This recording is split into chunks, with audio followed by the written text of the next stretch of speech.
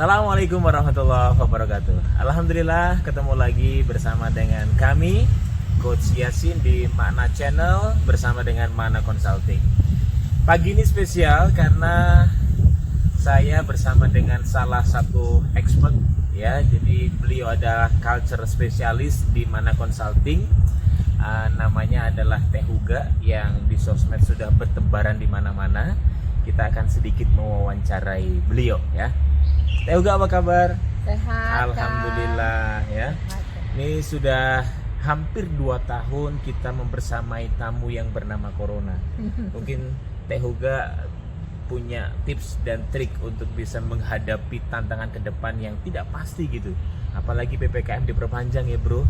Jadi mungkin kita akan ambil banyak mutiara dari Teh Huga ya. Silakan Teh. Ya, kalau dibilangin soal Corona, PPKM gitu ya. Jadi kita berada tadi dalam situasi yang tidak pasti. Tidak pasti. Oleh karena itu kita harus mempersiapkan bagaimana diri kita. Iya. Yang pertama punya kemampuan untuk change management. Change management, oke. Seperti apa itu change management? Change management tuh yang pertama kita harus punya mindset bahwa perubahan itu adalah sesuatu yang pasti ya. Oke. Sesuatu yang akan datang terus Oke. sama kita, dan sekarang pertanyaannya bagaimana kita mempersiapkan diri sendiri misalnya ataupun keluarga kita untuk menghadapi perubahan-perubahan ketika era itu berubah ya. Jadi harus ada kemampuan menghadapi atau beradaptasi terhadap perubahan. Oke, jadi mental untuk senantiasa menerima perubahan dan siap untuk berubah ya. Ya, betul. Oke, itu change management. Ini memang sebuah keniscayaan ya, bagaimana kita harus siap untuk bisa membuka pintu-pintu lain kalau sekiranya di bisnis kita mungkin satu pintu rezeki kita tertutup di pandemi saat ini. Maka tadi saya sepakat dengan Teh Huga bagaimana kita bisa membangun kompetensi diri, belajar lebih banyak lagi sehingga kekuatan change management ini bisa kita aplikasikan, bisa kita aktualisasikan ke dalam kehidupan sehari-hari. Oke, yang pertama itu, ini penting, saya sepakat dengan bagaimana change management harus dimiliki oleh seorang karyawan, pegawai atau siapapun kita bisnismen ya. Oke. Ya kadang soalnya Pilarnya bagaimana tuh Teh? Pilar-pilarnya? ya soalnya kadang kita itu berpikir kalau change management itu hanya buat perusahaan gitu ya. Ketika perusahaan bisnisnya berubah dan seterusnya. Tapi kita lupa bahwa individu pun perlu mempersiapkan diri gitu ya. Harus punya kemampuan change management gitu. Betul. Kalau Akang tadi nanya pilarnya apa aja gitu ya. Yang pertama kita harus tahu bahwa apa saja yang perlu diprioritaskan atau jadi urgensi ketika perubahan itu hadir gitu. Di dalam, misalnya kalau sekarang ya di bisnis kita, di UMKM kah, di perusahaan, apa sih yang menjadi prioritas? SDM-nya kah? Operational bisnisnya misalnya, ataupun yang lain, itu kita harus menentukan gitu. Kalau di keluarga juga kita harus menentukan apakah sekolah anak-anak kita, ataukah ya tadi kita tetap mau mengejar karir gitu ya, atau misalnya ketika ada perubahan ya nggak cuma karir ya biasanya ya, kalau udah kayak gini semua terdampak gitu ya, ekonomi, finansial, bahkan spiritual pun juga terdampak, kesehatan mental pun seperti itu. Kalau belajar dari Prof. Renal, Pak Ari Ginanjar Agustian, guru-guru kami yang lain, memang salah satu pilar utama membangun change management adalah agile. Agile itu kekuatan untuk mantul. Jadi seberapa banyak kita jatuh katanya nggak masalah gitu, selama kita punya kekuatan untuk mantul berkali-kali.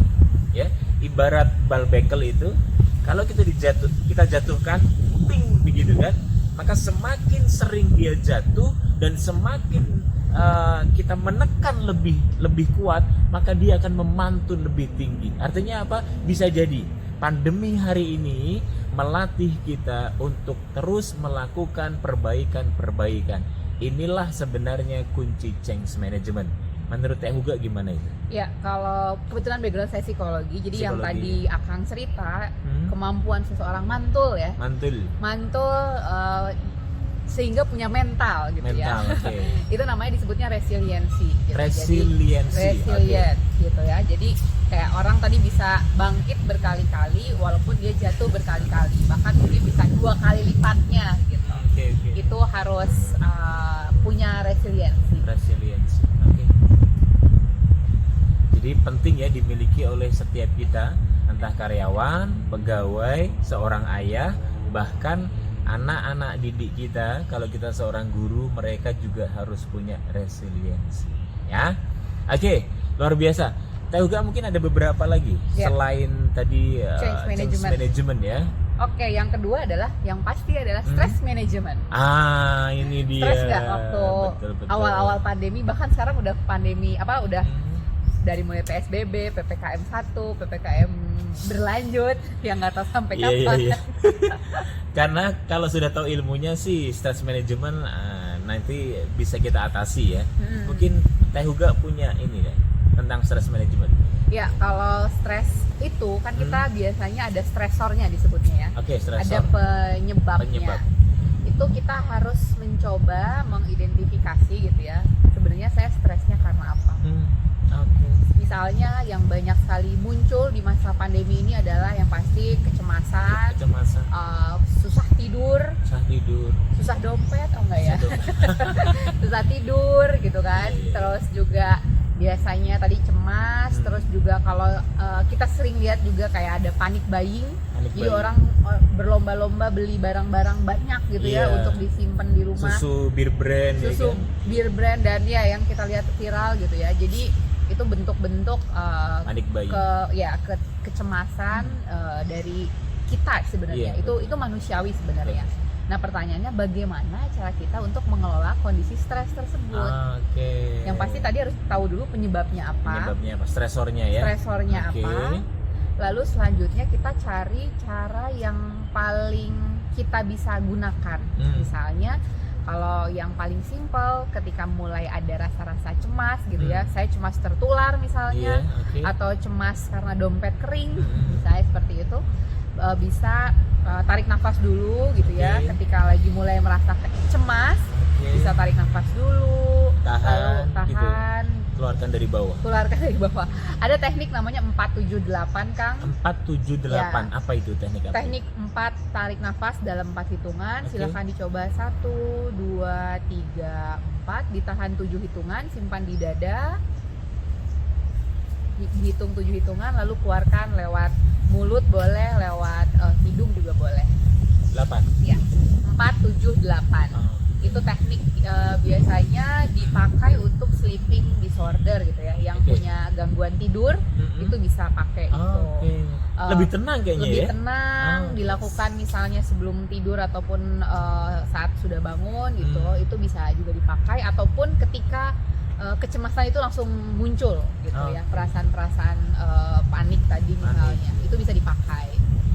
Itu yang pertama. Terus juga bisa supaya tetap waras, itu kita coba melakukan hobi-hobi kita.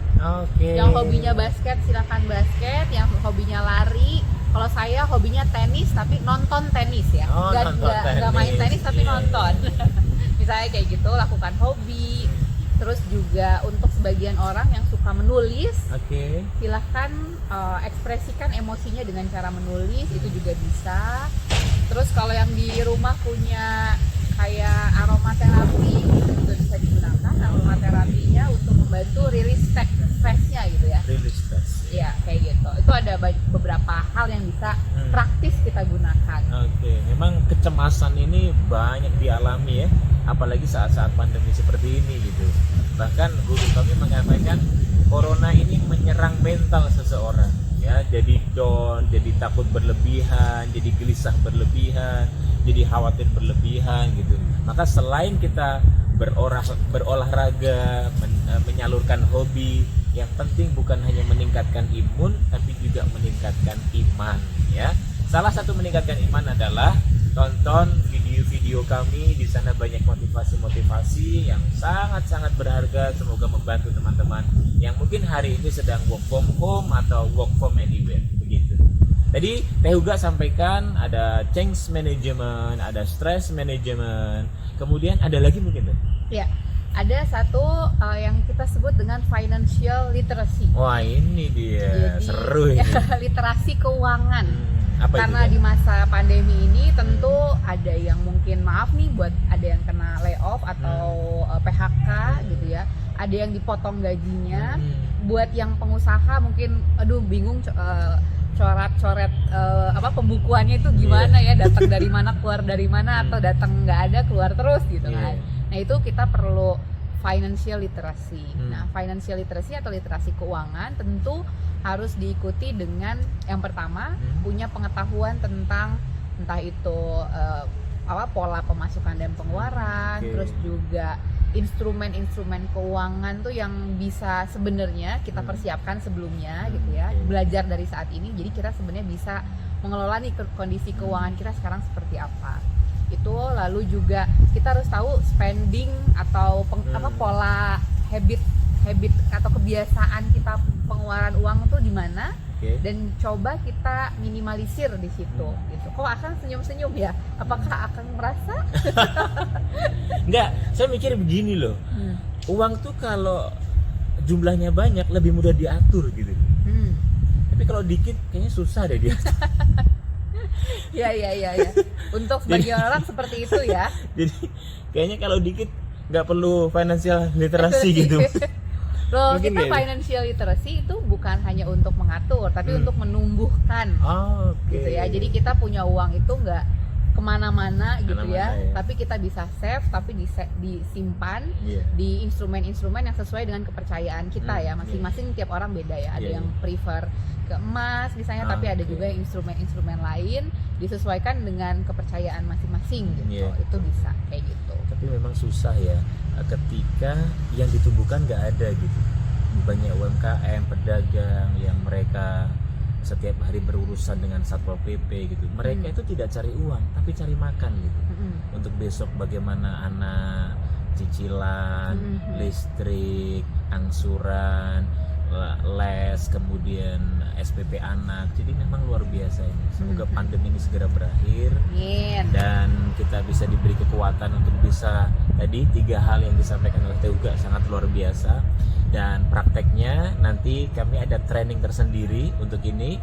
Jadi silahkan bisa dijelajah ya, dieksplor tentang konten-konten Makna Channel. Semoga di sana mendapatkan banyak lagi inspirasi yang lebih bermakna. Demikian video dari kami. Terima kasih banyak sudah menonton. Semoga bermanfaat untuk aktivitas teman-teman di hari ini. Salam untuk keluarga di rumah. Salam makna. Assalamualaikum warahmatullahi wabarakatuh.